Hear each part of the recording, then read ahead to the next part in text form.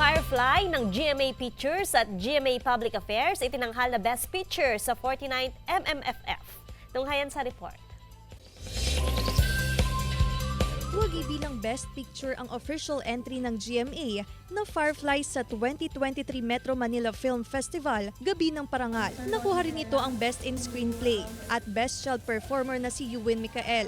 Hakot Award din ang Gumburza na Best Cinematography, Best Sound Design, Production Design, habang Best Actress si Miss Vilma Santos sa pelikulang When I Met You in Tokyo at Best Actor si Cedric Juan sa kanyang pagganap sa Gumburza. Showing pa rin ang Firefly at mga MMFF films sa mga sinihan.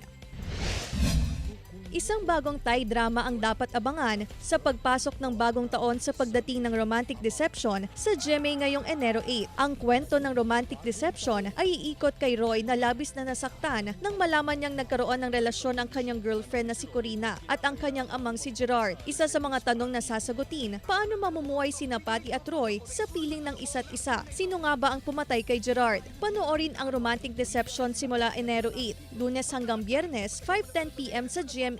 Claire Lacanilaw para sa Mornings with GMA Regional TV.